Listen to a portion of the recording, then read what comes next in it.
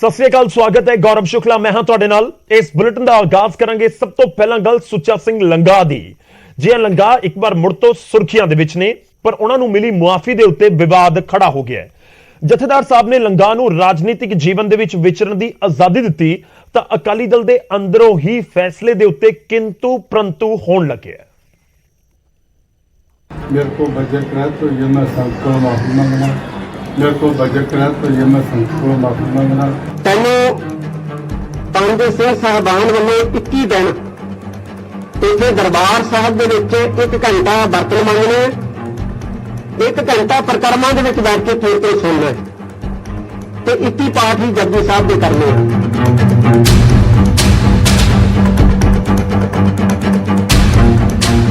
ਤਾਂ ਲੰਗਾ ਨੇ ਸਿੱਖ ਸੰਗਤਾਂ ਤੋਂ ਮੁਆਫੀ ਮੰਗੀ ਅਤੇ ਜਥੇਦਾਰ ਨੇ ਧਾਰਮਿਕ ਸਜ਼ਾ ਸੁਣਾਉਂਦਿਆਂ ਲੰਗਾ ਨੂੰ ਪੰਥ 'ਚ ਵਾਪਸ ਲੈ ਲਿਆ ਅਤੇ ਲੰਗਾ ਦਾ ਰਾਜਨੀਤਿਕ ਸਫ਼ਰ ਮੁੜ ਤੋਂ ਸ਼ੁਰੂ ਹੋਣ ਦਾ ਰਾਹ ਪੱਧਰਾ ਹੋ ਗਿਆ। ਪਰ ਜਥੇਦਾਰ ਦੇ ਹੁਕਮਾਂ ਖਿਲਾਫ ਅਕਾਲੀ ਦਲ ਦੇ ਅੰਦਰੋਂ ਹੀ ਆਵਾਜ਼ਾਂ ਉੱਠੀਆਂ ਨੇ। ਪਾਰਟੀ ਆਗੂ ਵਿਰਸਾ ਸਿੰਘ ਬਲਟੋਹਾ ਨੇ ਲੰਗਾ ਨੂੰ ਰਾਜਨੀਤਿਕ ਖੁੱਲ੍ਹ ਦੇਣ ਨੂੰ ਜਥੇਦਾਰ ਦੇ ਅਧਿਕਾਰ ਖੇਤਰ ਤੋਂ ਬਾਹਰ ਦੱਸਿਆ। ਬਲਟੋਹਾ ਮੁਤਾਬਕ ਜਥੇਦਾਰ ਲੰਗਾ ਨੂੰ ਪੰਥ 'ਚ ਵਾਪਸ ਲੈ ਸਕਦੇ ਨੇ, ਪਰ ਰਾਜਨੀਤਿਕ ਖੇਤਰ 'ਚ ਖੁੱਲ੍ਹ ਦੇਣਾ ਸੰਗਤਾਂ ਦੇ ਹੱਥ ਹੈ। ਉਹਨਾਂ ਦੇ ਅਨੁਸਾਰ ਉਹ ਇਹ ਫੈਸਲਾ ਲੈ ਸਕਦੇ ਹੈ ਕਿ ਉਹਨਾਂ ਦੀ ਪੰਥ 'ਚ ਵਾਪਸੀ ਕੀਤੀ ਜਾਂਦੀ ਹੈ, ਕਿਉਂਕਿ ਉਹਨਾਂ ਦੀ ਬੇਨਤੀ ਲੰਬੇ ਸਮੇਂ ਤੋਂ ਜਥੇਦਾਰ ਸਾਹਿਬ ਕੋਲ ਪੈਂਡਿੰਗ ਸੀਗੀ। ਇਹ ਲੈ ਸਕਦੇ ਆ, ਉਹ ਉਹਨਾਂ ਦਾ ਅਧਿਕਾਰ ਖੇਤਰ ਹੈ ਜੀ। ਪਰ ਜਿਹੜਾ ਉਹਨਾਂ ਨੇ ਨਾਲ ਕੁਛ ਹੋਰ ਆਦੇਸ਼ ਜਾਰੀ ਕੀਤੇ ਹੈ ਕਿ ਤੁਸੀਂ ਸ਼੍ਰੋਮਣੀ ਗੁਰਦੁਆਰਾ ਪ੍ਰਬੰਧਕ ਕਮੇਟੀ ਦੀ ਇਲੈਕਸ਼ਨ ਲੜ ਸਕਦੇ ਜੇ, ਪਰ 5 ਸਾਲ ਬਾਅਦ। ਤੇ ਨਾਲ ਹੀ ਜਿਹੜਾ ਕਿਹਾ ਕਿ ਤੁਸੀਂ ਰਾਜਨੀਤਿਕ ਤੌਰ ਤੇ ਹੁਣ ਤੋਂ ਵਿਚਰ ਸਕਦੇ ਜੇ। ਇਹ ਜਥੇਦਾਰ ਸਾਹਿਬ ਅਜਿਹਾ ਆਦੇਸ਼ ਨਹੀਂ, ਆਪਦੇ ਆਦੇਸ਼ ਦੇ ਵਿੱਚ ਅਜਿਹਾ ਮੈਂਸ਼ਨ ਨਹੀਂ ਕਰ ਸਕਦੇ, ਅਜਿਹਾ ਅੰਦਾਜ਼ ਨਹੀਂ ਕਰ ਸਕਦੇ, ਅਜਿਹਾ ਫੈਸਲਾ ਨਹੀਂ ਸੁਣਾ ਸਕਦੇ। ਬਲਟੋਹਾ ਨੇ ਜਥੇਦਾਰ ਦੇ ਫੈਸਲੇ ਪਿੱਛੇ ਬਾਹਰੀ ਤਾਕਤਾਂ ਦਾ ਹੱਥ ਦੱਸਿਆ, ਜਿਸ ਨੂੰ ਲੈ ਕੇ ਸਿਆਸੀ ਟਿੱਕਾ ਟਿੱਪਣੀ ਵੀ ਸ਼ੁਰੂ ਹੋ ਗਈ ਹੈ। ਸੁਖਦੇਵ ਸਿੰਘ ਢੀਂਡਸਾ ਨੇ ਫੈਸਲੇ ਨੂੰ ਜਥੇਦਾਰ ਦੀ ਨੌਕਰੀ ਦਾ ਸਵਾਲ ਦੱਸਿਆ, ਜਦਕਿ ਭਾਜਪਾ ਨੇ ਫੈਸਲੇ ਨੂੰ ਲੈ ਕੇ ਅਕਾਲੀ ਦਲ ਨੂੰ ਘੇਰਨ ਦੀ ਕੋਸ਼ਿਸ਼ ਕੀਤੀ। ਉਹਨਾਂ ਨੂੰ ਵੀ ਪੱਕੇ ਤੋਂ ਪੱਕਾ ਨਹੀਂ ਕੀਤਾ, ਉਹ ਵੀ ਹਾਲੇ ਐਡਹੌਕ ਬੇਸਿਸ ਤੇ ਚੱਲ ਰਹੇ ਨੇ ਵੀ ਸਾਨੂੰ ਇਹ ਮਜਬੂਰੀ ਵੀ ਹੋ ਸਕਦੀ ਹੈ ਉਹਨਾਂ ਦੀ, ਪਰ ਉਹਨਾਂ ਨੂੰ ਇੱਕ ਸੱਚੇ ਸਿੱਖ ਦੀ ਤਰ੍ਹਾਂ ਜੋ ਅਕਾਲ ਤਖਤ ਸਾਹਿਬ ਜਿਹੜੇ ਸਿੱਖਾਂ ਦੀ ਸਭ ਤੋਂ ਵੱਡੀ ਸੰਸਥਾ ਹੈ, ਜਿਹਦਾ ਡਰ ਹਰੇਕ ਸਿੱਖ ਦੇ ਮਨ ਵਿੱਚ ਹੈ, ਉਹਦੇ ਜਥੇਦਾਰ ਨੂੰ ਇਸ ਤਰ੍ਹਾਂ ਦਾ ਰੋਲ ਅਦਾ ਕਰਨਾ ਚਾਹੀਦਾ ਕਿ ਉਹ ਸਾਰਿਆਂ ਨੂੰ ਕਾਬਲ ਕਬੂਲ ਹੋਵੇ। हाँ, अकाली दल इसलिए परेशान और हैरान है कि अकाल तख्त के जथेदार साहब ये सुखबीर बादल के हुक्म तो बिना किद्दां फैसला करते हैं। वो चाहते हैं कि अकाली दल के हुक्म तो बिना अकाल तख्त चले ना, अकाली दल के हुक्म तो बिना श्रोमणी कमेटी काम ही ना करे, और अकाल तख्त साहब नूं वो अपने अधीन सुखबीर बादल रखना चाहते हैं। ਉਧਰ ਕਾਂਗਰਸੀ ਆਗੂ ਸੁਖਜਿੰਦਰ ਸਿੰਘ ਰੰਧਾਵਾ ਨੇ ਵੀ ਜਥੇਦਾਰ ਦੇ ਫੈਸਲੇ ਤੇ ਤੰਜ ਕੱਸਿਆ। ਰੰਧਾਵਾ ਨੇ ਟਵੀਟ ਕਰਦਿਆਂ ਲਿਖਿਆ ਕਿ ਜਥੇਦਾਰ ਸਾਹਿਬ ਨੂੰ ਪੰਥ ਦੇ ਇਸ ਮਹਾਨ ਯੋਧੇ ਦੀਆਂ ਪ੍ਰਾਪਤੀਆਂ ਨੂੰ ਵੇਖਦਿਆਂ ਉਸ ਨੂੰ ਪੰਥ ਵਿੱਚ ਦੁਬਾਰਾ ਸ਼ਾਮਿਲ ਕਰਨ ਤੇ ਮੁਬਾਰਕਾਂ। ਕੌਮ ਨੂੰ ਇਸ ਸਿਰਮੌਰ ਯੋਧੇ ਦੀ ਬਹੁਤ ਜ਼ਰੂਰਤ ਸੀ। ਮੇਰਾ ਸੁਝਾਅ ਹੈ ਕਿ ਹੁਣ ਸੁੱਚਾ ਸਿੰਘ ਲੰਗਾ ਦੇ ਅਤੀਤ ਨੂੰ ਦੇਖਦਿਆਂ ਅਤੇ ਉਸ ਦੇ ਮਹਾਨ ਕੰਮਾਂ ਲਈ ਕੋਈ ਸਨਮਾਨਿਤ ਉਪਾਧੀ ਵੀ ਦੇ ਦੇਣੀ ਚਾਹੀਦੀ ਹੈ। ਕੁੱਲ ਮਿਲਾ ਕੇ ਲੰਗਾ ਨੂੰ ਮੁਆਫੀ ਮਿਲ ਗਈ ਹੈ, ਪਰ ਜਥੇਦਾਰ ਕਟਹਿਰੇ 'ਚ ਖੜੇ ਹੋ ਗਏ ਨੇ। ਸਵਾਲ ਨੌਕਰੀ ਤੋਂ ਲੈ ਕੇ ਵਿਰੋਧੀ ਤਾਕਤਾਂ ਦੇ ਹੱਥਾਂ 'ਚ ਖੇਡਣ ਤੱਕ ਪੁੱਛੇ ਜਾ ਰਹੇ ਨੇ, ਜਿਸ ਦਾ ਜਵਾਬ ਖੁਦ ਜਥੇਦਾਰ ਹੀ ਦੇ ਸਕਦੇ ਨੇ। Bureau report, news 18 Punjab.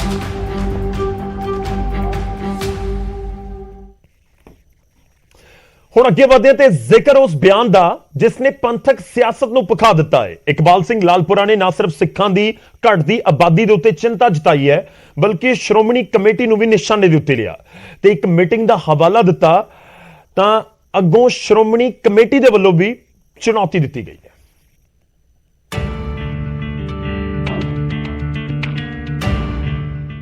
ਅਸੀਂ ਤਾਂ ਚਾਹੁੰਦੇ ਆ ਕਿ ਸਿੱਖ ਜਿਹੜੇ ਆ ਪਹਿਲਾਂ 2 ਨੰਬਰ ਦੀ ਮਿਨੋਰਿਟੀ ਸੀ, ਹੁਣ ਇਹ 3 ਨੰਬਰ ਤੇ ਚਲੇ ਗਏ ਆ। ਆਬਾਦੀ ਘਟਦੀ ਜਾ ਰਹੀ ਹੈ। ਇਕਬਾਲ ਸਿੰਘ ਲਾਲਪੁਰਾ ਜੋ ਚੇਅਰਮੈਨ ਵੀ ਘੱਟ ਗਿਣਤੀ ਕਮਿਸ਼ਨ ਦੇ ਨੇ ਤੇ ਵੱਡਾ ਬਿਆਨ ਵੀ ਘੱਟ ਗਿਣਤੀ ਸਿੱਖਾਂ ਨੂੰ ਲੈ ਕੇ ਦੇ ਦਿੱਤਾ ਤੇ ਇਸ ਬਿਆਨ ਨੇ ਪੰਥਕ ਸਿਆਸਤ ਪੱਖਾ ਦਿੱਤੀ ਹੈ। ਲਾਲਪੁਰਾ ਜੋ ਸਿੱਖਾਂ ਦੀ ਘਟਦੀ ਆਬਾਦੀ ਤੋਂ ਚਿੰਤਤ ਨਜ਼ਰ ਆਏ। ਲਾਲਪੁਰਾ ਨੇ ਕਿਹਾ ਕਿ ਸਿੱਖ 2 ਦੀ ਬਜਾਏ 3 ਨੰਬਰ ਤੇ ਚਲੇ ਗਏ ਨੇ। ਸਿੱਖਾਂ ਦੀ ਆਬਾਦੀ ਜੋ ਪਹਿਲਾਂ 63% ਸੀ ਹੁਣ ਘਟ ਕੇ 57% ਰਹਿ ਗਈ ਹੈ ਤੇ ਇਸ ਦੇ ਪਿੱਛੇ ਹਵਾਲਾ ਦਿੱਤਾ ਪਿਛਲੇ 70 ਸਾਲਾਂ ਦੇ ਮਾਹੌਲ ਦਾ। ਅਸੀਂ ਤਾਂ ਚਾਹੁੰਦੇ ਆ ਕਿ ਸਿੱਖ ਜਿਹੜੇ ਆ ਪਹਿਲਾਂ 2 ਨੰਬਰ ਦੀ ਮਿਨੋਰਿਟੀ ਸੀ, ਹੁਣ ਇਹ 3 ਨੰਬਰ ਤੇ ਚਲੇ ਗਏ ਆ। ਆਬਾਦੀ ਘਟਦੀ ਜਾ ਰਹੀ ਹੈ ਕਿਉਂਕਿ ਪੰਜਾਬ 'ਚ ਮਾਹੌਲ ਠੀਕ ਨਹੀਂ ਰਿਹਾ ਪਿਛਲੇ 70 ਸਾਲ ਤੋਂ। ਅਸੀਂ ਲਾਂਬੂ ਲਾ ਕੇ ਬੈਠੇ ਆ ਤੇ ਫਿਰ ਜਿਹੜਾ ਹਰ ਅੱਛਾ ਆਦਮੀ ਚਾਹੁੰਦਾ ਹੈ ਕਿ ਅਸੀਂ ਇੱਥੋਂ ਬਾਹਰ ਨਿਕਲ ਜਾਈਏ। ਐਜੀਟੇਸ਼ਨਾਂ ਸ਼ੁਰੂ ਹੁੰਦੀਆਂ, ਨਤੀਜਾ ਕਿਸੇ ਦਾ ਵੀ ਅਜੇ ਤੱਕ ਕੁਝ ਨਹੀਂ ਨਿਕਲਿਆ, ਸਿਰਫ ਪੰਜਾਬ ਦੀ ਬਰਬਾਦੀ। ਲਾਲਪੁਰਾ ਜ਼ਿਕਰ ਸਿੱਖਾਂ ਦੀ ਆਬਾਦੀ ਦਾ ਕਰ ਰਹੇ ਸਨ ਤਾਂ ਨਿਸ਼ਾਨੇ ਤੇ ਸ਼੍ਰੋਮਣੀ ਕਮੇਟੀ ਨੂੰ ਵੀ ਲੈ ਲਿਆ ਤੇ ਦਾਅਵਾ ਕਰ ਦਿੱਤਾ ਕਿ ਉਹਨਾਂ ਵੱਲੋਂ ਸ਼੍ਰੋਮਣੀ ਕਮੇਟੀ ਤੇ ਈਸਾਈਆਂ ਦੀ ਮੀਟਿੰਗ ਕਰਵਾਈ ਗਈ ਸੀ, ਪਰ ਐਜੀਪੀਸੀ ਕੋਲ ਈਸਾਈਆਂ ਦੇ ਸਵਾਲਾਂ ਦਾ ਕੋਈ ਵੀ ਜਵਾਬ ਨਹੀਂ ਸੀ। ਇੱਥੋਂ ਦੇ ਨੁਮਾਇੰਦੇ ਐਸਜੀਪੀਸੀ ਵਾਲੇ, ਮੈਂ ਕ੍ਰਿਸਚੀਅਨਾਂ ਨੂੰ ਬੁਲਾਇਆ, ਪ੍ਰੋਪਰ ਮੀਟਿੰਗ ਹੋਈ।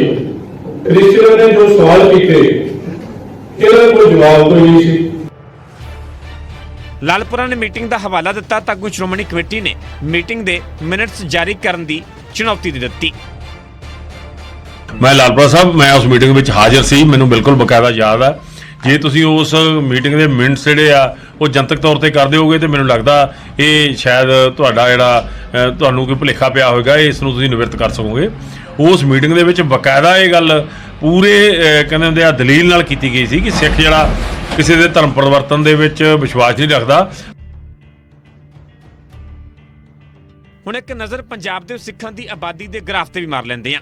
ਸਾਲ 1971 ਚ ਸਿੱਖਾਂ ਦੀ ਆਬਾਦੀ 60.21% ਸੀ ਤੇ 1981 ਦੇ ਵਿੱਚ ਵੱਧ ਕੇ 60.75 ਤੇ 1991 ਚ 62.95% ਤੇ ਪਹੁੰਚ ਗਈ, ਜੋ ਸਾਲ 2001 ਚ ਘਟ ਕੇ 59.91 ਤੇ 2011 ਚ 57.69% ਰਹਿ ਗਈ।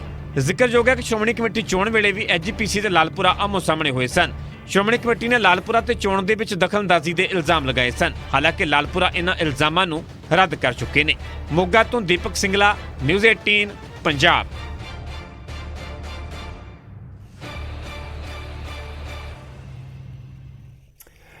ਤਾਂ ਸਿੱਖਾਂ ਦੀ ਘਟ ਰਹੀ ਗਿਣਤੀ ਦੇ ਉੱਤੇ ਇਸ ਸਮੇਂ ਜ਼ਰੂਰ ਪੰਥਕ ਸਿਆਸਤ ਭਖੀ ਹੋਈ ਹੈ ਤੇ ਇਕਬਾਲ ਸਿੰਘ ਲਾਲਪੁਰਾ ਦੀ ਸਟੇਟਮੈਂਟ ਤੋਂ ਬਾਅਦ ਇਹ ਮਸਲਾ ਖੂਬ ਗੂੰਜਦਾ ਹੋਇਆ ਵੀ ਨਜ਼ਰ ਆ ਰਿਹਾ ਹੈ। ਅੱਗੇ ਵਧਦੇ ਹਾਂ ਤੇ ਹੁਣ ਗੱਲ ਹਰਿਆਣਾ ਵਾਲੀ ਮੰਗ ਦੀ।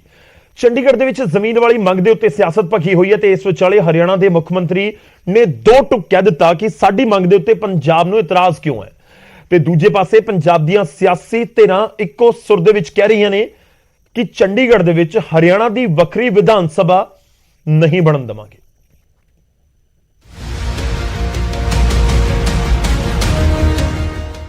ਚੰਡੀਗੜ੍ਹ 'ਚ ਜ਼ਮੀਨ ਵਾਲੀ ਮੰਗ ਤੇ ਸਿਆਸੀ ਸੇਕ ਹੋਰ ਵੱਧਦਾ ਜਾ ਰਿਹਾ ਹੈ। ਹਰਿਆਣਾ ਵੱਖਰੀ ਵਿਧਾਨ ਸਭਾ ਦੇ ਲਈ ਚੰਡੀਗੜ੍ਹ 'ਚ 10 ਏਕੜ ਜ਼ਮੀਨ ਮੰਗ ਰਿਹਾ ਹੈ, ਜਦਕਿ ਪੰਜਾਬ ਦੀਆਂ ਸਾਰੀਆਂ ਸਿਆਸੀ ਪਾਰਟੀਆਂ ਇਸ ਮੰਗ ਦਾ ਪੁਰਜ਼ੋਰ ਵਿਰੋਧ ਕਰ ਰਹੀਆਂ ਨੇ। ਤੇ ਇਸ ਦੇ ਵਿਚਾਲੇ ਹਰਿਆਣਾ ਦੇ ਸੀਐਮ ਮਨੋਹਰ ਲਾਲ ਦਾ ਵੱਡਾ ਬਿਆਨ ਸਾਹਮਣੇ ਆਇਆ ਤੇ 2 ਟੁਕ ਕਹਿ ਦਿੱਤਾ ਹੈ ਕਿ ਸਾਡੀ ਮੰਗ ਤੇ ਪੰਜਾਬ ਨੂੰ ਇਤਰਾਜ਼ ਕਿਉਂ ਹੈ। ਪੰਜਾਬ ਆਪਣਾ ਕੰਮ ਕਰੇ, ਅਸੀਂ ਆਪਣਾ ਕੰਮ ਕਰਾਂਗੇ। हरियाणा अपना काम करेगा, पंजाब को अपना करना है। हम अपनी विधानसभा अलग बनाए तो उनको क्या आपत्ति हो सकती है। हम जमीन जो ले रहे हैं कोई मुफ्त में नहीं ले रहे हैं, जमीन 10 एकड़ उनसे ले रहे हैं तो 10 एकड़ उनको एडजॉइनिंग चंडीगढ़ के साथ लगती है दे भी रहे हैं, इसलिए कहीं कोई दिक्कत नहीं। और वो चंडीगढ़ एडमिनिस्ट्रेशन को देखना है, इसमें उनको उसमें क्या आपत्ति है। चंडीगढ़ वो जो विधानसभा है उस विधानसभा का तो भवन जैसा बटा हुआ हमारे पास भी रहेगा ही, क्योंकि विधानसभा छोटी पड़ती है। ਹਰਿਆਣਾ ਆਪਣੀ ਮੰਗ ਦਾ ਰਾਗ ਲਾਪ ਰਿਹਾ ਹੈ, ਪਰ ਪੰਜਾਬ ਦੀਆਂ ਸਿਆਸੀ ਧਿਰਾਂ ਇਸ ਮੰਗ ਦੇ ਵਿਰੁੱਧ ਇਕਜੁੱਟ ਨੇ। ਅਕਾਲੀ ਦਲ ਡੈਮੋਕ੍ਰੈਟਿਕ ਦੇ ਪ੍ਰਧਾਨ ਨੇ ਇਸ ਮੁੱਦੇ ਤੇ ਅਮਿਤ ਸ਼ਾਹ ਦੇ ਨਾਲ ਮੁਲਾਕਾਤ ਦੇ ਲਈ ਸਮਾਂ ਵੀ ਮੰਗ ਲਿਆ ਤੇ ਪੰਜਾਬ ਸਰਕਾਰ ਅੱਗੇ ਆਲ ਪਾਰਟੀ ਮੀਟਿੰਗ ਬੁਲਾਉਣ ਦੀ ਮੰਗ ਰੱਖੀ ਹੈ। ਹਰਿਆਣਾ ਪੰਗਾ ਹੀ ਲੈ ਰਿਹਾ ਨਾ, ਹਰਿਆਣਾ ਦਾ ਕੋਈ ਹੱਕ ਨਹੀਂ, ਪੰਜਾਬ ਦਾ ਹੱਕ ਹੈ। ਪੰਜਾਬ ਦੇ ਕੋਲੇ ਚੰਡੀਗੜ੍ਹ ਹੈ, ਪੰਜਾਬ ਦਾ ਰਹਿਣਾ ਹੈ, ਪੰਜਾਬ ਦੀ ਜ਼ਮੀਨ ਤੇ ਬਣਿਆ। ਇਹ ਸਿਰਾ ਸਿਰ ਧੱਕਾ ਹੀ ਹੈ ਨਾ ਪੰਜਾਬ ਨਾਲ। ਇਸ ਕਰਕੇ ਮੈਂ ਤਾਂ ਉਹਨਾਂ ਨੂੰ ਵੀ ਅਪੀਲ ਕਰਦਾ ਹਰਿਆਣੇ ਵਾਲਿਆਂ ਨੂੰ ਕਿ ਤੁਸੀਂ ਆਪਣੀ ਜਗ੍ਹਾ ਕਿਤੇ ਹੋਰ ਬਣਾ ਲਓ, ਰੋਹਤਕ ਬਣਾ ਲਓ, ਕਿਤੇ ਹੋਰ ਬਣਾ ਲਓ। ਇਸੇ ਮੁੱਦੇ ਤੇ ਕੱਲ ਅਕਾਲੀ ਦਲ ਨੇ ਵੀ ਰਾਜਪਾਲ ਦੇ ਨਾਲ ਮੁਲਾਕਾਤ ਕੀਤੀ ਸੀ ਤੇ ਹਰਿਆਣਾ ਦੀ ਮੰਗ ਦਾ ਪੁਰਜ਼ੋਰ ਵਿਰੋਧ ਕੀਤਾ ਗਿਆ। ਸੁਖਬੀਰ ਬਾਦਲ ਨੇ ਤਾਂ ਇੱਥੋਂ ਤੱਕ ਕਹਿ ਦਿੱਤਾ ਸੀ ਕਿ ਚੰਡੀਗੜ੍ਹ 'ਚ ਹਰਿਆਣਾ ਵਾਲੇ ਟੈਂਪਰੇਰੀ ਗੈਸਟ ਨੇ। ਕਿ ਚੰਡੀਗੜ੍ਹ 'ਚ ਅਸੀਂ ਉਹ ਲੈਣਾ ਚਾਹੁੰਦੇ ਆ, ਰਾਈਟ ਆਪਣਾ ਸਟੈਬਲਿਸ਼ ਕਰਨਾ ਚਾਹੁੰਦੇ ਆ ਜਿਹੜਾ ਕਰ ਨਹੀਂ ਸਕਦੇ। ਚੰਡੀਗੜ੍ਹ ਪੰਜਾਬ ਦਾ ਤੇ ਪੰਜਾਬ ਦਾ ਰਹਿਣਾ ਆ ਤਾਂ ਟੈਂਪਰੇਰੀ ਗੈਸਟ ਹੈ ਹਰਿਆਣੇ ਵਾਲੇ, ਭਾਵੇਂ 2 ਸਾਲ ਲੱਗਣ ਭਾਵੇਂ 10 ਸਾਲ ਲੱਗਣ, ਅਸੀਂ ਪੰਜਾਬ ਨੂੰ ਚੰਡੀਗੜ੍ਹ ਲੈ ਕੇ ਦੇਣਾ ਹੀ ਦੇਣਾ। ਜ਼ਿਕਰਯੋਗ ਹੈ ਕਿ ਹਰਿਆਣਾ ਵੱਲੋਂ ਵੱਖਰੀ ਵਿਧਾਨ ਸਭਾ ਦੇ ਲਈ ਚੰਡੀਗੜ੍ਹ 'ਚ 10 ਏਕੜ ਜ਼ਮੀਨ ਦੀ ਮੰਗ ਕੀਤੀ ਜਾ ਰਹੀ ਹੈ ਤੇ ਇਸ ਦੇ ਬਦਲੇ ਪੰਚਕੂਲਾ ਦੇ ਸੈਕਟਰ 7 ਦੇ ਵਿੱਚ ਜ਼ਮੀਨ ਦੇਣ ਦਾ ਪ੍ਰਪੋਜ਼ਲ ਰੱਖਿਆ ਗਿਆ ਹੈ। ਪਰ ਪੰਜਾਬ 'ਚ ਇੱਕੋ ਸੁਰ 'ਚ ਇਸ ਮੰਗ ਦਾ ਵਿਰੋਧ ਹੋ ਰਿਹਾ ਹੈ। Bureau report, news 18 Punjab. ਹੁਣ ਸਵਾਲ ਇਹ ਹੈ ਕਿ ਵੱਖਰੀ ਵਿਧਾਨ ਸਭਾ ਹਰਿਆਣਾ ਦੀ ਚੰਡੀਗੜ੍ਹ ਦੀ ਜ਼ਮੀਨ ਦੇ ਉੱਤੇ ਬਣ ਸਕੇਗੀ ਜਾਂ ਨਹੀਂ, ਕਿਉਂਕਿ ਪੰਜਾਬ ਦੀਆਂ ਸਿਆਸੀ ਪਾਰਟੀਆਂ ਕਹਿ ਰਹੀਆਂ ਕਿ ਅਸੀਂ ਨਹੀਂ ਬਣਨ ਦੇਵਾਂਗੇ ਤੇ ਇਸੇ ਇਤਰਾਜ਼ ਦੇ ਉੱਤੇ ਇਤਰਾਜ਼ ਹੈ ਹਰਿਆਣਾ ਦੇ ਮੁੱਖ ਮੰਤਰੀ ਨੂੰ।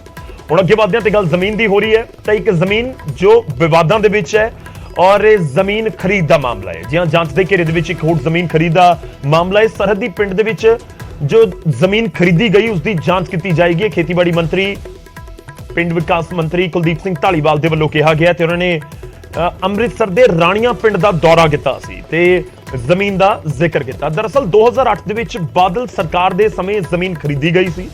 ਬੀਜ ਫਾਰਮ ਨੂੰ ਲੈ ਕੇ ਇਹ ਜ਼ਮੀਨ 700 ਏਕੜ ਜ਼ਮੀਨ ਖਰੀਦੀ ਗਈ। ਕੰਡਿਆਂ ਵਾਲੀ ਤਾਰ ਤੋਂ ਪਾਰ ਜ਼ਮੀਨ ਦੀ ਜ਼ਰੂਰਤ ਕੀ ਸੀ, ਇਹ ਕਿਹਾ ਜਾ ਰਿਹਾ ਹੈ। ਸਵਾਲ ਪੁੱਛਿਆ ਜਾ ਰਿਹਾ ਹੈ ਕੁਲਦੀਪ ਸਿੰਘ ਢਾਲੀਵਾਲ ਹੋਰਾਂ ਦੇ ਵੱਲੋਂ, ਕਿਹੜੀ ਸਕੀਮ ਦੇ ਤਹਿਤ ਇਹ ਜ਼ਮੀਨ ਖਰੀਦ ਲਈ ਗਈ। ਢਾਲੀਵਾਲ ਇਹ ਵੀ ਪੁੱਛ ਰਹੇ ਨੇ। ਖੇਤੀਬਾੜੀ ਮੰਤਰੀ ਢਾਲੀਵਾਲ ਨੇ ਕਿਹਾ ਕਿ ਸਰਕਾਰ ਨੂੰ ਰਜਿਸਟਰੀ ਕਰਵਾਉਣ ਵਾਲੇ ਕਿਸਾਨਾਂ ਅਤੇ ਉਸ ਤੋਂ ਪਹਿਲਾਂ ਵਾਲੇ ਮਾਲਕਾਂ ਨੂੰ ਵੀ ਲੱਭਣਾ ਹੋਵੇਗਾ ਤਾਂ ਜੋ ਪੂਰੀ ਸੱਚਾਈ ਸਾਹਮਣੇ ਆ ਸਕੇ। ਤਾਂ ਜੋ ਪੂਰਾ ਮਾਮਲਾ ਸਮਝ ਆ ਰਿਹਾ ਹੈ ਕਿ ਬਿਲਕੁਲ ਸਰਹੱਦ ਦੇ ਉੱਤੇ ਜਿਹੜੀ ਫੈਂਸਿੰਗ ਹੋ ਰੱਖੀ ਹੈ ਕੰਡਿਆਂ ਵਾਲੀ ਤਾਰ, ਉਸ ਦੇ ਪਾਰ ਵੀ ਭਾਰਤ ਦੀ ਜ਼ਮੀਨ ਹੈ, ਭਾਰਤੀ ਕਿਸਾਨਾਂ ਦੀ ਜ਼ਮੀਨ ਹੈ। ਤਾਂ ਉੱਥੇ 700 ਏਕੜ ਜ਼ਮੀਨ ਕੰਡਿਆਂ ਵਾਲੀ ਤਾਰ ਦੇ ਪਾਰ ਖਰੀਦੀ ਗਈ, ਜੋ ਦਾਅਵਾ ਕਰ ਰਹੇ ਨੇ ਖੇਤੀਬਾੜੀ ਮੰਤਰੀ ਤੇ ਕਹਿ ਰਹੇ ਨੇ ਕਿ ਸਮਝਣ ਦੀ ਅਸੀਂ ਵੀ ਕੋਸ਼ਿਸ਼ ਕਰ ਰਹੇ ਹਾਂ ਕਿ ਆਖਿਰ ਕਿਉਂ 700 ਏਕੜ ਜ਼ਮੀਨ ਇੱਥੇ ਖਰੀਦ ਲਈ ਗਈ।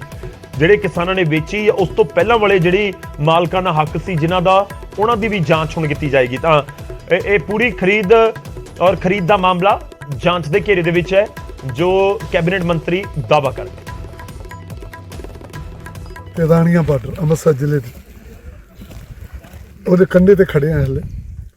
ਇਹ ਜਿਹੜੀ ਜਗ੍ਹਾ ਇਹ ਉਸ ਸਮੇਂ ਦੇ ਮੁੱਖ ਮੰਤਰੀ ਸਰਦਾਰ ਪ੍ਰਕਾਸ਼ ਸਿੰਘ ਬਾਦਲ ਹੋਣਾ ਨੇ ਇੱਥੇ ਇੱਕ ਜਿਹੜਾ ਖੇਤੀਬਾੜੀ ਫਾਰਮ ਉਹ ਬਣਾਉਣ ਵਾਸਤੇ ਕਰੀਬ 700 ਏਕੜ ਜ਼ਮੀਨ ਜਿਹੜੀ ਉਹ ਲਈ ਸੀਗੀ ਤੇ ਸਾਡੇ ਕਾਫੀ ਸੰਦ ਇੱਥੇ ਪਏ। ਮੈਨੂੰ ਪਤਾ ਲੱਗਾ ਕਿ ਸਾਡੀ 700 ਏਕੜ ਖੇਤੀਬਾੜੀ ਮਹਿਕਮੇ ਦੀ ਜ਼ਮੀਨ ਇੱਥੇ ਆ ਤੇ ਮੈਂ ਉਹ ਜ਼ਮੀਨ ਸਮਝ ਲਓ ਕਿ ਲੱਭਣ ਆਇਆ ਸੀ ਵੀ ਕਿੱਥੇ ਆ।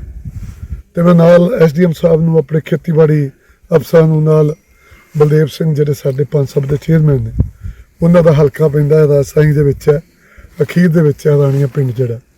ਸੋ ਅਸੀਂ ਇਹ ਸਾਰਾ ਇਲਾਕਾ ਵੇਖਿਆ ਜਿੰਨਾ ਤੁਸੀਂ ਦੇਖ ਰਹੇ ਹੋ, ਇਹ ਸਾਰਾ ਹੀ ਖੇਤੀਬਾੜੀ ਮਹਿਕਮਾ ਪੰਜਾਬ ਦੀ ਇਹ ਜ਼ਮੀਨ ਹੈ। ਪਰ ਇਹ ਉਸ ਸਮੇਂ ਖਰੀਦੀ ਕਿਉਂ ਗਈ? ਆਪਾਂ ਰਾਵੀ ਦਰਿਆ ਤੋਂ ਪਾਰ ਹਾਂ ਤੇ ਕੰਡਿਆਂ ਵਾਲੀ ਤਾਰ ਤੋਂ ਪਾਰ ਹੈ। ਇਹ ਕਿਹਦਾ ਆਈਡੀਆ ਸੀਗਾ, ਕਿੰਨੇ ਲਈ, ਇਹਦਾ ਮਕਸਦ ਕੀ ਸੀਗਾ? ਇਹ ਬੇਸ਼ੱਕ ਉਹਨਾਂ ਦਾ ਮਕਸਦ ਸਹੀ ਹੋਊਗਾ, ਉਹਨਾਂ ਸੋਚਿਆ ਸਹੀ ਹੋਊਗਾ।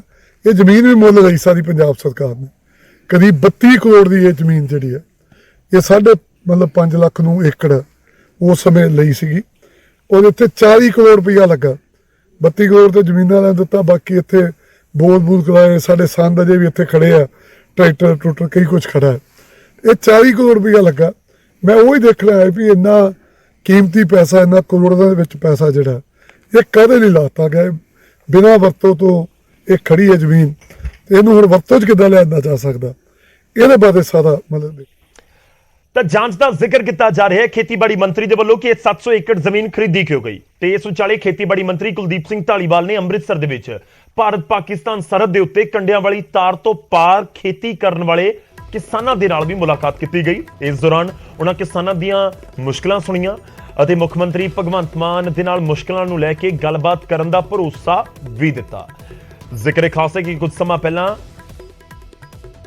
ਫਰੀਦਾਬਾਦ ਦੇ ਵਿੱਚ ਸੂਬਿਆਂ ਦੇ ਗ੍ਰਹਿ ਮੰਤਰੀਆਂ ਦੀ ਹੋਈ ਕਾਨਫਰੰਸ ਦੇ ਵਿੱਚ ਮੁੱਖ ਮੰਤਰੀ ਭਗਵੰਤ ਮਾਨ ਨੇ ਕੰਡੇ ਵਾਲੀ ਤਾਰਾਂ ਨੂੰ ਅੱਗੇ ਕਰਨ ਦੀ ਮੰਗ ਕੀਤੀ ਸੀ। ਜੋ ਪੂਰੀ ਫੈਂਸਿੰਗ ਹੋ ਰੱਖੀ ਹੈ ਇੰਡੀਆ ਪਾਕਿਸਤਾਨ ਬਾਰਡਰ ਜੋ ਪੰਜਾਬ ਦੇ ਵਿੱਚ ਇਸ ਸਮੇਂ ਲੱਗਦਾ ਹੈ ਕਿ ਉਸ ਨੂੰ ਅੱਗੇ ਖਿਸਕਾ ਦਿੱਤਾ ਜਾਵੇ ਕੁਝ 100 ਮੀਟਰ ਤੇ ਅੱਗੇ ਕਰਨ ਦੀ ਮੰਗ ਕੀਤੀ ਗਈ ਸੀ ਤਾਂ ਜੋ ਉੱਥੇ ਖੇਤੀ ਕਰਨ ਵਾਲੇ ਕਿਸਾਨਾਂ ਨੂੰ ਕੋਈ ਪਰੇਸ਼ਾਨੀ ਨਾ ਹੋਵੇ, ਕਿਉਂਕਿ ਕੰਡਿਆਂ ਵਾਲੀ ਤਾਰ ਦੇ ਪਰਲੇ ਪਾਸੇ ਜਿਹੜੀ ਜ਼ਮੀਨ ਹੈ ਜਦੋਂ ਉੱਥੇ ਜਾ ਕੇ ਕਿਸੇ ਕਿਸਾਨ ਨੇ ਖੇਤੀ ਕਰਨੀ ਹੁੰਦੀ ਹੈ ਤਾਂ ਫਿਰ ਉਹ ਖੇਤੀ ਕਰਨ ਦੇ ਲਈ ਇੱਕ ਤਾਂ ਸਮਾਂ ਬੰਨਿਆ ਹੁੰਦਾ ਹੈ ਕਿ ਦਿਨ ਦੇ ਵਿੱਚ ਤੁਸੀਂ ਇਹ ਟਾਈਮ ਤੋਂ ਲੈ ਕੇ ਇਹ ਟਾਈਮ ਤੱਕ ਜਾ ਸਕਦੇ ਹੋ, ਤੇ ਉਸ ਤੋਂ ਬਾਅਦ ਬਹੁਤ ਚੈਕਿੰਗ ਹੁੰਦੀ ਆ ਆਉਣ ਜਾਣ ਦੇ ਸਮੇਂ, ਤਾਂ ਉਸ ਨੂੰ ਲੈ ਕੇ ਕਿਸਾਨਾਂ ਨੂੰ ਪਰੇਸ਼ਾਨੀ ਹੁੰਦੀ ਹੈ। ਤਾਂ ਇਸ ਮੁੱਦੇ ਨੂੰ ਲੈ ਕੇ ਗੱਲਬਾਤ ਜ਼ਰੂਰ ਕੀਤੀ ਗਈ। ਇਹਦਾ ਵੀ ਕਰਦੇ ਮਸਲਾ, ਜ਼ਮੀਨ ਅੱਗੇ ਆ ਤਾਰਾਂ ਇਹਨਾਂ ਨੇ ਬਹੁਤ ਦੂਰਾਂ ਲਾਈਆਂ, ਉਹ ਡਬਲ ਆ ਅੱਗੇ ਬਾਰਡਰ ਦੇ ਲਾਗੇ ਵੀ ਇੱਕ ਥੋੜੀ ਤਾਰ ਲੱਗੀ ਹੈ। ਇਹ ਵੀ ਕਰਾਂਗੇ ਆਪਾਂ ਗੱਲ। ਮਾਨ ਸਾਹਿਬ ਨੇ ਆਲਰੇਡੀ ਪਹਿਲਾਂ ਹਿੰਦੁਸਤਾਨ ਦੇ ਹੋਮ ਮਿਨਿਸਟਰ ਅਮਿਤ ਸ਼ਾਹ ਜੀ ਦਾ ਇਹ ਇਸ਼ੂ ਜਿਹੜਾ ਉਠਾਇਆ, ਮੈਂ ਵੀ ਤੋਮਰ ਸਾਹਿਬ ਨੂੰ ਮਿਲਿਆ, ਉਹਨਾਂ ਨੂੰ ਕਿਹਾ ਵੀ ਇਹ ਮਤਲਬ ਜਾਂ ਤਾਂ ਕਿਸਾਨਾਂ ਨੂੰ ਜ਼ਮੀਨ ਦੀ ਥਾਂ ਜ਼ਮੀਨ ਦਿਓ ਜਾਂ ਪੈਸੇ ਦਿਓ ਜਾਂ ਸਾਡੇ ਇਹ ਤਾਰ ਨੂੰ ਚੁੱਕ ਕੇ ਅੱਗੇ ਲੈ ਜਾਓ। ਪਰ ਅੱਗੇ ਲੱਗੀ ਵੀ ਤਾਰ ਆ ਰਹੇ ਇਹਦਾ ਮਤਲਬ ਗਲਤ ਲੱਗੀ ਹੈ ਜਿਹੜੀ। ਨਹੀਂ ਇਹ ਗਲਤ ਹੈ ਕੋਈ ਨਹੀਂ, ਇਹਦੀ ਗੱਲ ਕਰਾਂਗੇ ਆਪਾਂ, ਕਿਉਂਕਿ ਇਹਦੀ ਸਾਰੀ ਘੋਖ ਕਰਕੇ ਸਾਰੇ ਕਾਨੂੰਨੀ ਐਂਗਲ ਦੇਖ ਕੇ ਕਿ ਦੇਸ਼ ਦੀ ਸੁਰੱਖਿਆ ਨੂੰ ਤਾਂ ਨਹੀਂ ਕੋਈ ਏਦਾਂ ਦੀ ਗੱਲ ਹੋਊਗੀ, ਸਾਰੀਆਂ ਚੀਜ਼ਾਂ ਦੇਖ ਕੇ ਫਿਰ ਇੱਥੇ ਆਪਾਂ ਪੰਜਾਬ ਸਰਕਾਰ ਟਾਈਮਿੰਗ ਨੂੰ ਲੈ ਕੇ ਕਿਸਾਨਾਂ ਦੀ ਮੰਗ ਹੈ ਕਿ ਉਦੋਂ ਵਧਾਇਆ ਜਾਵੇ, ਉਹਦੇ ਸੰਬੰਧੀ ਵੀ ਕੇਂਦਰ ਨਾਲ ਗੱਲ ਕੀਤੀ ਜਾਵੇਗੀ। ਇਹਦੇ ਸੰਬੰਧੀ ਮੈਂ ਪਹਿਲਾਂ ਜੋ ਆਪਾਂ ਇੱਥੇ ਤਾਰਾਂ ਦੇ ਲਾ ਕੇ ਖਲੋਤੇ ਆ ਜੀ, ਇੱਥੋਂ 5-6 ਕਿਲੋਮੀਟਰ ਬਾਰਡਰ ਆ। ਇੱਕ ਸਾਡੀ ਤੋਤਾ ਪੋਸਟ ਹੈ ਅੱਗੇ, ਜਦੋਂ ਸਰਵਾ ਆਇਆ ਸੀ ਤੋਤਾ ਸਾਡਾ ਜਿਹੜਾ ਰਾਵੀ ਦਰਿਆ ਨਾ, ਤੋਤਾ ਪੋਸਟ ਦੇ ਥੱਲੇ ਵਗਦਾ ਅੱਜ ਤੋਂ 10-12 ਸਾਲ ਪਹਿਲਾਂ। ਸਾਡੇ ਬਾਗ ਸਨ, ਸਾਡੇ ਜ਼ਮੀਨਾਂ ਵਗਦੀਆਂ ਖੂਹ ਸਨ, ਇਹ ਢਾਹ ਲਾਉਂਦਾ ਰਾਵੀ ਦਰਿਆ ਜਿਹੜਾ ਇੱਧਰ ਆ ਗਿਆ। ਫਿਰ ਹੀ ਸਾਡੇ ਲੋਕ ਕਿਸ਼ਤੀਆਂ 'ਤੇ ਜਾ ਕੇ ਬੇੜੀਆਂ ਦੇ ਦਰਿਆਓਂ ਪਾਰ ਖੇਤੀ ਕਰਦੇ ਸੀ। 84 ਤੋਂ ਬਾਅਦ ਸਾਨੂੰ ਨਾ ਇਹਨਾਂ ਖੇਤੀ ਕਰਨ ਦਿੱਤੀ ਦਰਿਆਓਂ ਪਾਰ, ਅਤੇ ਸਾਡੀ ਜਿਹੜੀ ਤਾਰ ਹੈ ਉਹ ਵੀ ਦਰਿਆ ਦੇ ਪਿਛਲੇ ਬੰਨੇ 4-5 ਕਿਲੋਮੀਟਰ ਪਿੱਛੇ ਲਾਤੀ ਆ। ਇਹ ਬੜੇ ਅਸੀਂ ਕੋਸ਼ਿਸ਼ਾਂ ਕੀਤੀਆਂ, ਮੈਂ ਹੀ 15 ਸਾਲ ਸਰਪੰਚ ਰਿਹਾ, ਉਦੋਂ ਵੀ ਬੜੀਆਂ ਦਰਖਾਸਤਾਂ ਦਿੱਤੀਆਂ। ਇੱਥੇ ਅਡਵਾਨੀ ਸਾਹਿਬ ਆਏ, ਬਾਦਲ ਸਾਹਿਬ ਆਏ, ਮੁੱਖ ਮੰਤਰੀ ਸਨ, ਉਦੋਂ ਵੀ ਮੈਂ ਉੱਥੇ ਡਰੇਨ 'ਤੇ ਚੜ੍ਹ ਕੇ ਉਹਨਾਂ ਨੂੰ ਸਾਰੀ ਗੱਲ ਸਮਝਾਈ। ਹੁਣ ਸਾਡੀ ਤਾਰ ਜਿਹੜੀ ਉਹ ਬਿਲਕੁਲ ਬਾਰਡਰ ਦੇ ਲਾਗੇ ਆ, ਪਰ ਆਹ ਜਿਹੜੀ ਤਾਰ 5-4 ਕਿਲੋਮੀਟਰ ਪਿੱਛੇ ਆ, ਇਹ ਸਾਨੂੰ ਐਡੀ ਗੁਲਾਮੀ ਆ ਕਿ ਸਾਡਾ ਜਿਹੜਾ ਕਿਤੇ ਫੁੱਲ ਤਾਰ ਨਹੀਂ ਹੁੰਦੇ ਨੇ, ਵੇਖੋ ਅੱਧਾ ਕਿਲੋਮੀਟਰ ਨਹੀਂ, ਇੱਥੋਂ 2-3 ਕਿੱਲੇ ਨੇ, ਇਹ ਵੀ ਸਾਡੇ 2 ਬੰਦੇ ਜਾਣ ਦਿੰਦੇ। ਤਾਂ ਕਿਵੇਂ ਹੱਲ ਹੋਏਗਾ ਕੰਡੇ ਵਾਲੀ ਤਾਰ ਦੇ ਪਾਰ ਦਾ ਮਸਲਾ, ਜ਼ਮੀਨ ਦਾ ਮਸਲਾ? ਇਹ ਵੀ ਇੱਕ ਵੱਡਾ ਵਿਵਾਦ ਹੈ। ਹੁਣ ਅੱਗੇ ਵਧਦੇ ਹਾਂ, ਅਗਲੀ ਖਬਰ ਦਾ ਰੁਖ ਕਰਦੇ ਹਾਂ ਤੇ ਗੱਲ ਹੋਵੇਗੀ ਟਰੱਕ ਆਪਰੇਟਰਸ ਦੀ, ਟਰੱਕ ਯੂਨੀਅਨਸ ਦੀ। ਹੁਣ ਟਰੱਕ ਆਪਰੇਟਰਸ ਮੋਰਚਾ ਖੋਲ੍ਹਣ ਦੀ ਤਿਆਰੀ ਦੇ ਵਿੱਚ ਨੇ। ਜਲੰਧਰ ਦੇ ਵਿੱਚ ਟਰੱਕ ਆਪਰੇਟਰਸ ਨੇ ਮੀਟਿੰਗ ਕੀਤੀ ਤੇ ਉਸ ਤੋਂ ਬਾਅਦ ਐਲਾਨ ਕਰ ਦਿੱਤਾ 30 ਤਰੀਕ ਤੱਕ ਦਾ, 30 ਨਵੰਬਰ ਤੱਕ ਦਾ, ਯਾਨੀ ਕਿ ਬੁੱਧਵਾਰ ਤੱਕ ਦਾ ਅਲਟੀਮੇਟਮ ਸਰਕਾਰ ਨੂੰ ਦਿੱਤਾ ਹੈ। ਸਰਕਾਰ ਦੇ ਖਿਲਾਫ ਮੋਰਚਾ ਖੋਲ੍ਹਣ ਦਾ ਐਲਾਨ ਹੋਇਆ। ਟਰੱਕ ਯੂਨੀਅਨਸ ਨੇ ਜਿਹੜੇ ਟਰੱਕ ਆਪਰੇਟਰਸ ਨੇ ਉਹਨਾਂ ਨੇ ਟਰੱਕ ਦੀਆਂ ਯੂਨੀਅਨਸ ਦੀ ਬਹਾਲੀ ਦੀ ਮੰਗ ਕੀਤੀ ਹੈ ਤੇ 30 ਤਰੀਕ ਤੱਕ ਦਾ ਸਰਕਾਰ ਨੂੰ ਅਲਟੀਮੇਟਮ ਦਿੱਤਾ ਹੈ ਤੇ ਕਿਹਾ ਕਿ ਜੇ ਸਰਕਾਰ ਦੇ ਨਾਲ ਗੱਲਬਾਤ ਨਾ ਤੁਰੀ ਤਾਂ ਫਿਰ ਮੋਰਚਾ ਖੋਲਾਂਗੇ। 1 ਦਸੰਬਰ ਤੋਂ ਸੰਘਰਸ਼ ਟਰੱਕ ਯੂਨੀਅਨਸ ਕਰਨਗੀਆਂ, ਇਹ ਐਲਾਨ ਕੀਤਾ ਗਿਆ। ਪਰਸੋਂ ਸਾਡੀ ਨੂੰ ਕੁਦਰਤੀ ਟਰੱਕ ਯੂਨੀਅਨ ਦੀ ਪੰਜਾਬ ਦੀ ਮੀਟਿੰਗ ਹੋਈ ਸੀ, ਜਿਹਦੇ 'ਚ ਸਾਡੇ ਸਾਰੇ ਪ੍ਰਧਾਨ ਸਾਹਿਬਾਨ ਆਏ ਸੀ। ਉਹਨਾਂ ਦਾ ਇਹ ਕਹਿਣਾ ਸੀ ਕਿ ਆਪਾਂ ਥੋੜ੍ਹਾ ਸਰਕਾਰ ਨੂੰ ਮੌਕਾ ਦਈਏ ਗੱਲਬਾਤ ਕਰਨ ਦਾ, ਵੀ ਸਰਕਾਰ ਦੇ ਨਾਲ ਅਸੀਂ ਗੱਲਬਾਤ ਚਲਾਉਂਦੇ, ਕਿਉਂਕਿ ਜਿਹੜੇ ਜ਼ਿਆਦਾ ਪ੍ਰਧਾਨ ਸਾਹਿਬਾਨ ਸਾਡੇ ਆਮ ਆਦਮੀ ਪਾਰਟੀ ਨਾਲ ਰਿਲੇਟਡ ਟਰੱਕ ਯੂਨੀਅਨ ਦੇ ਪ੍ਰਧਾਨ ਹੁਣ ਜਿਹੜੇ ਨਵੇਂ ਨਿਯੁਕਤ ਹੋਏ ਆ, ਉਹਨਾਂ ਦਾ ਕਹਿਣਾ ਸੀ ਕਿ ਅਸੀਂ ਇੱਕ ਵਾਰੀ ਮੁੱਖ ਮੰਤਰੀ ਸਾਹਿਬ ਨਾਲ ਆਪਣੇ MLA ਸਾਹਿਬ ਨੂੰ ਕਹਿ ਕੇ ਗੱਲ ਕਰਾਂਗੇ ਤੇ ਤਾਂ ਕਿ ਟਾਈਮ ਲੈ ਕੇ ਆਪਾਂ ਵੀ ਗੱਲ ਕੀਤੀ ਜਾਵੇ। ਉਹਨੂੰ ਲੈ ਕੇ ਅਸੀਂ 30 ਤਰੀਕ ਤੱਕ ਦਾ ਸਰਕਾਰ ਨੂੰ ਅਲਟੀਮੇਟਮ ਦਿੱਤਾ ਵੀ 30 ਤਰੀਕ ਤੱਕ ਜੇ ਸਰਕਾਰ ਸਾਡੀਆਂ ਮੰਗਾਂ ਮੰਨਦੀ ਹੈ, ਜਿਹੜੀਆਂ ਮੇਨ ਖਾਸ ਕਰਕੇ ਟਰੱਕ ਜਿਹਨੂੰ ਬਹਾਲ ਕਰਨ ਨੂੰ ਲੈ ਕੇ ਔਰ ਹੋਰ ਮੰਗਾਂ ਜਿਹੜੀਆਂ ਹੈਗੀਆਂ ਸਰਕਾਰ ਮੰਨੂਗੀ ਤਾਂ ਠੀਕ ਹੈ, ਨਹੀਂ ਤਾਂ ਅਸੀਂ 1 ਤਰੀਕ ਤੋਂ ਜਿਹੜਾ ਹੈਗਾ ਸੰਘਰਸ਼ ਦੀ ਸ਼ੁਰੂਆਤ ਕਰ ਰਹੇ ਹਾਂ।